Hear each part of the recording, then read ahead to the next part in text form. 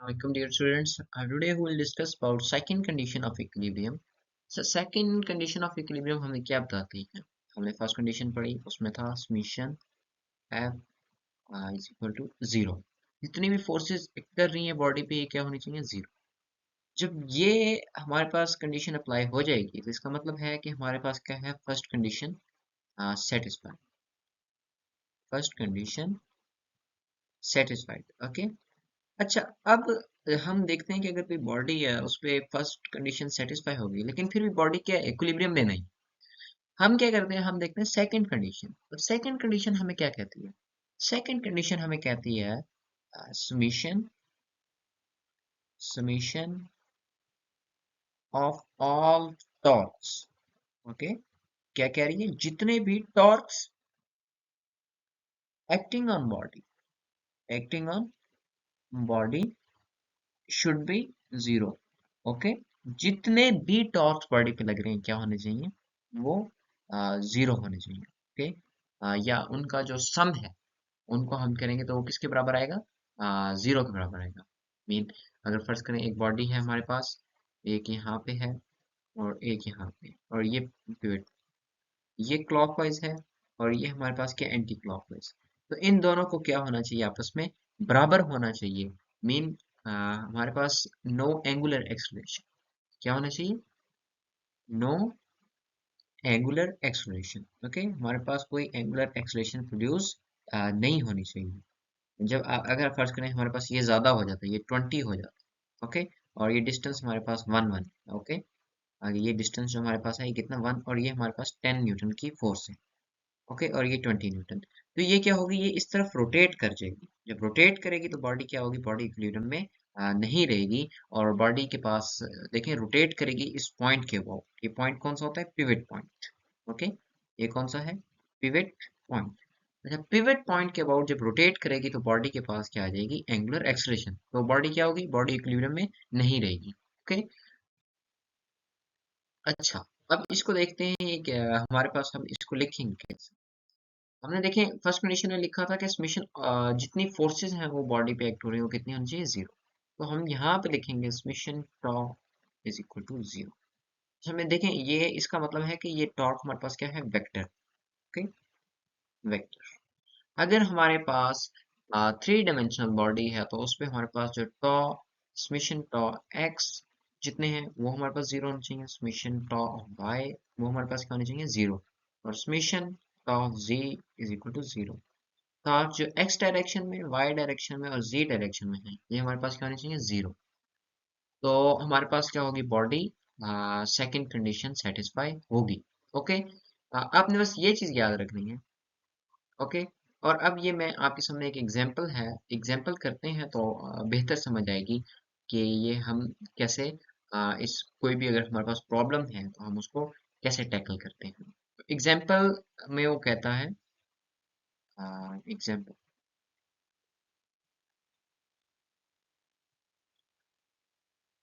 Okay students, example में वो कहता है हमारे पास एक यूनिफॉर्म बीम। अच्छा, यूनिफॉर्म का मतलब ये है कि ये हमारे पास जितनी इसकी लेंथ, हमारे पास जो इसकी विड्थ है और जो हमारे पास इसकी हाइट है, मीन अगर मैं इसका एक क्रॉस सेक्शन बनाता हूँ ये, तो ये थ्रू आउट पूरा हमारे पास जो बीम है उसकी क्या है? सेम है। ओके, फॉर अगर ये रेक्टेंगुलर है तो ये तब भी हमारे पास क्या सेम है। ओके, ये चेंज नहीं हो रही। ये मतलब एक जैसी है। ठीक है, और इसका जो वेट है वो कितना है? 200 न्यूटन। आपको ये चीज पता होनी चाहिए कि जो यूनिफॉर्म बॉडीज होती हैं या जो हमारे पास रेक्टेंगुलर बॉडीज हैं, ये और यूनिफॉर्म बॉडीज आप देख लें, उनका जो सेंटर ऑफ ग्रेविटी होता है, जहाँ पे फोर्स उनका वेट एक्ट कर, वो कहाँ पे होता है? वो उनके सेंटर पे होता है। फॉर एग्जाम्पल अगर ये 6 मीटर का था, ये कितने पे एक्ट करेगा? इस पॉइंट से ये हमारे पास 3 मीटर के ऊपर एक्ट करेगा। ओके, जो वेट होता है यूनिफॉर्म बॉडीज का वो कहाँ पे लगता है? वो सेंटर पे। ओके, जो उनका सेंटर होता है वहां पे। और हॉरिजेंटली सपोर्ट हुआ हुआ है, ये आप देख सकते हैं इस डायरेक्शन में horizontal. Okay, if breaking tension, जो ये हमारे पास रोप है, ये क्या है? हमारे पास रोप है, और इसमें जो टेंशन है वो कितनी है? वो 400 न्यूटन। 400 न्यूटन। अच्छा, हमारे पास अगर 400 न्यूटन से हल्की सी ज्यादा हो गई तो ये क्या होगा, ये ब्रेक कर जाएगा। ये क्या करेगा, ब्रेक कर जाएगा।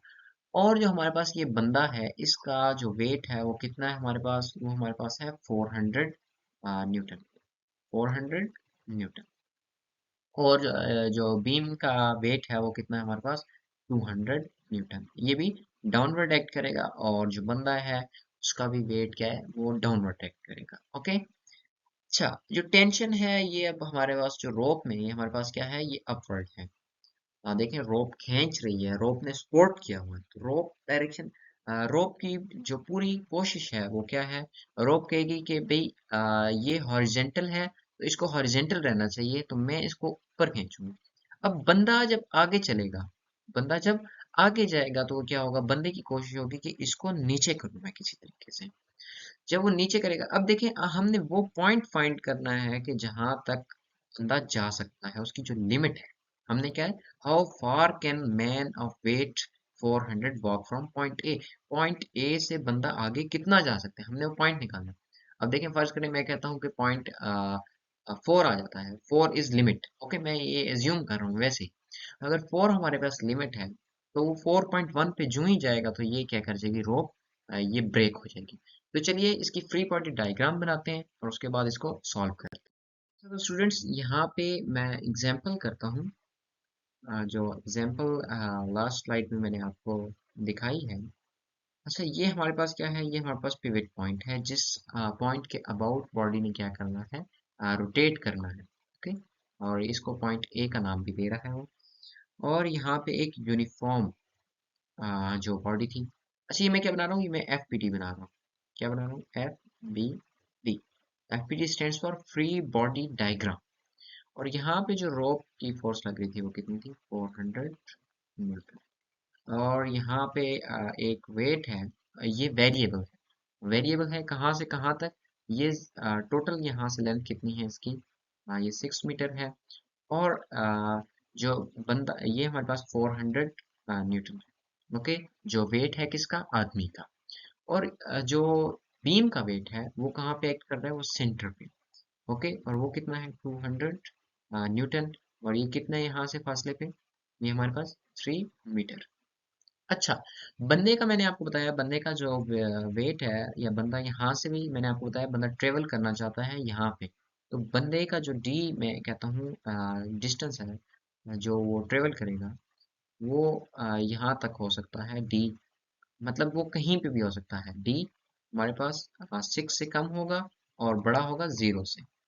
डी हमारे पास 0 से बड़ा होगा और 6 से छोटा, इसके दरमियान होगा, कहीं पे भी हो सकता है। तो हमने फाइंड करना है डी। अब सेकंड कंडीशन ऑफ इक्विलिब्रियम लगाते हैं और हम कहते हैं summation tau is equal to 0। Okay. तो अब हमारे पास जो टॉर्क है, यहाँ पे तीन फोर्सेस हैं, एक ये 400, एक 200 और अगेन 400। अच्छा, अब हमने क्या करना है, हम देखना है एंटी क्लॉकवाइज और क्लॉकवाइज टॉर्क। तो देखिए 400 ये हमारे पास क्या करेगी, हमारे पास एंटी क्लॉकवाइज टॉर्क रोटेट करेगी। तो ये पॉजिटिव आएगा, 400 इंटू 6। और माइनस हमारे पास ये देखें 200 वाली क्या करेगी, ये क्लॉकवाइज। तो 200 इंटू 3। और हमारे पास ये जो बंदा है, ये भी देखें, अगर ये यहाँ पे आता है, मैं बताता हूँ आपको, फॉर एग्जांपल यहाँ पे आता है या यहाँ पे आता है, तो ये देखें ये भी कहाँ पे कर रहा है, ये क्लॉकवाइज। ओके। तो ये जो बंदे का वेट है 400 इंटू डी। डी हमने फाइंड करना। ओके। अब हमने क्या करना है, हमने जो माइनस वाली चीजें हैं, माइनस वाली जितनी क्वांटिटीज हैं, इनको हमने इक्वल के दूसरी साइड पे लेके जाना। तो हम यहाँ पे लिखता हूँ 2400 is equal to 200 into 3 plus 400 into D. और ये हमारे पास 600 आएगा। और 600 को मैं इस तरफ ले जाऊंगा तो वो हमारे पास आ जाएगा 1800 इज इक्वल टू 400 डी। और ये हमारे पास कितना आएगा, मैं यहाँ पे करता हूँ, जीरो को जीरो से कैंसिल कर दें, और 18 divided by 4 is equal to D.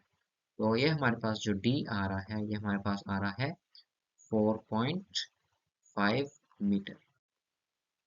आप ये डी यहाँ पे पुट करके भी देख सकते हैं। ओके। आप यहाँ पे डी को पुट करें, 4.5। तो ये हमारे पास कितना आ रहा है, ये हमारे पास 2400 आ रहा है। ये हमारे पास कितना आ रहा है, 600।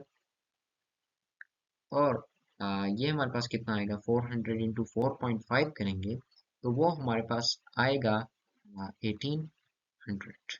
ओके।